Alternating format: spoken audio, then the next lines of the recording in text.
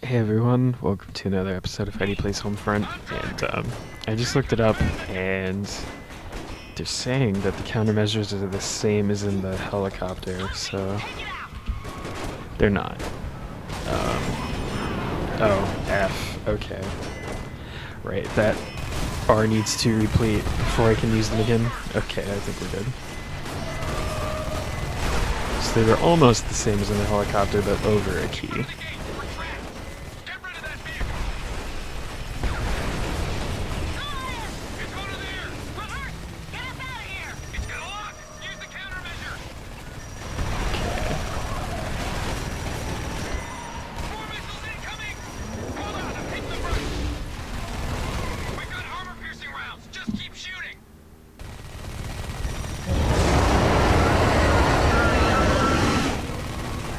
Damn.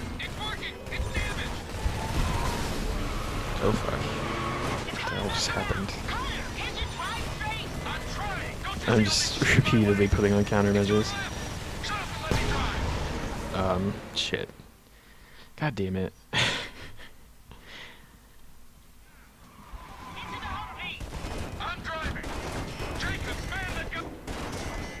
Okay, we're gonna have to use them a little more strategically, I guess.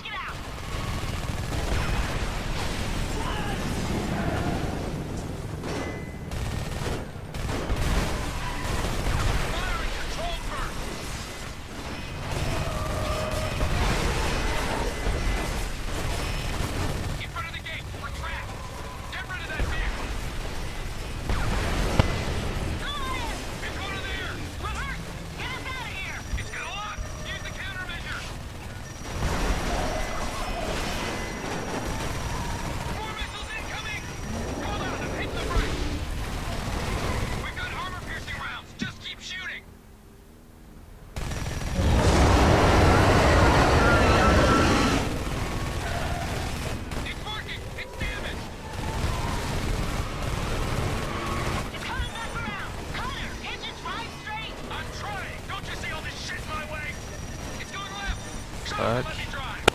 Okay.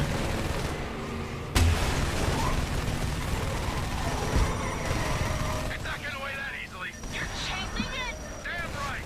Watch the bus! Watch the bus!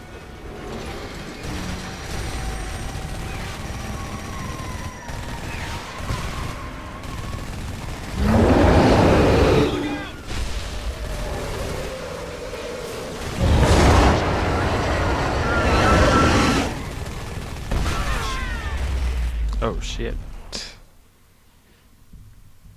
That was bad.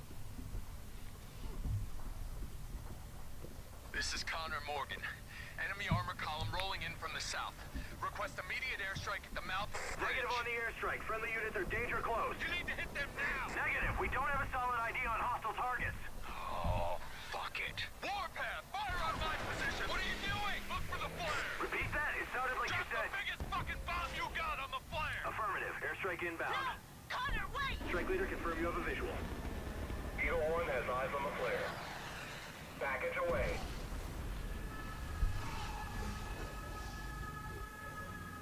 Connor! Can anyone see him? Connor!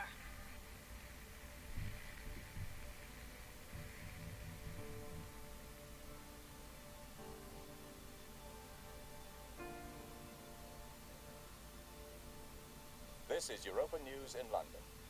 The underground Voice of Freedom Network reports that American resistance fighters have joined U.S. military forces in a major offensive in occupied San Francisco at the Golden Gate Bridge. The coordinated attack may prove to be a turning point in America's guerrilla war against the Korean occupation.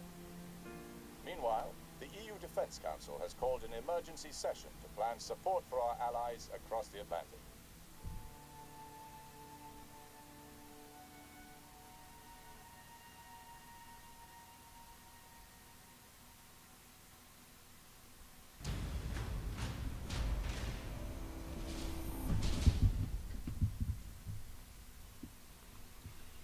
I think that's it. Yep. Wow, that was short. This was not really much of a series. I could kind of tell that I was rapidly approaching the end because when I looked at the library on Steam, I could see the achievements were like numbered by missions, and there was only like 7 or whatever, and it was just like, oh, wow. I'm probably not gonna get into multiplayer with this game. Yeah, I just don't want to. How did I feel about this game? I mean, there were some things where the gameplay was not that great. Particularly the shifting countermeasures button, depending on what vehicle you were in, or the randomly super high sensitivity on the Humvee's gun. Yeah, I don't know. I did enjoy this game, I will say. Playing it anyways. The premise was just beyond stupid, unless of course it was meant to be like a satire or like a role reversal to, like, call out the aggression and war crimes committed by US-backed coups throughout the world in history. I was about to say recent history, but mostly like Cold War era. A little bit before that, some after, but yeah, I don't know if that's what they were going for. I think they missed it a little bit. They could have made it a little bit more obvious that that's what they were aiming for. At face value, it really comes off as like a video game version of like Red Dawn or something. It comes off as a bit, I don't know, unaware of the, how would you put it, logistical, strategic, and geopolitical reality of North Korea, being that, they would not be able to invade the United States. Even if they took South Korea and then Japan, like, even then, I couldn't see it happening. But that's not going to happen anyways. I doubt it could.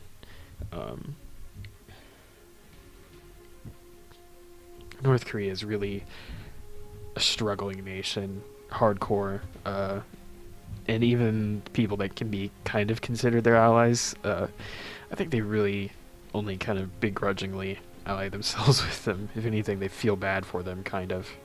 Their civilians specifically, not their government structure, which is where I would stand in the whole thing. The civilians of North Korea are the real victims. But yeah, I don't know. This game could have been good if the creators were a bit more aware. Maybe if they had read a book every now and then. But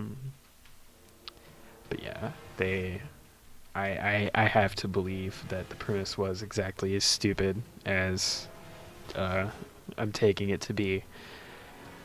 Because as much as this would have made kind of sort of entertaining, slightly scathing satire, had it been presented that way, I just don't think it was. I can't buy that.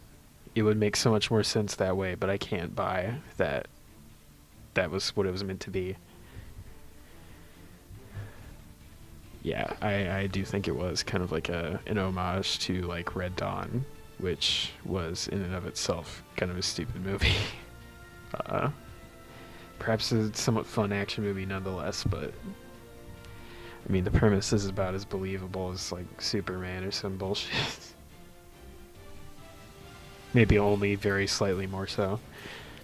But the gameplay itself was not extremely bad. It definitely had its weak spots, but for the most part, the running and gunning was alright. It's just so short though, as well. That's my other major gripe with it. This was like, what, a 8 or 9 episode series, and I only record for like half an hour a piece. It's not like I do 2-hour episodes. Yeah, I don't know. I feel like this style of shooter, the single player campaign, story driven shooter, I feel like it was done better in recent times with like Operation Flashpoint, for example. I have played through Red River twice, and I'm almost tempted to reinstall Red River and play it for the channel because I kind of really like that game. Gameplay wise, I don't know. What the fuck? Okay, I'm gonna have to look at that later. Red River has its problems regarding the way the protagonists talk about their enemy, but that's pretty typical. I mean, that seems to be the way war goes, especially where the U.S. is involved. The enemy is generally quite heavily dehumanized and insulted throughout.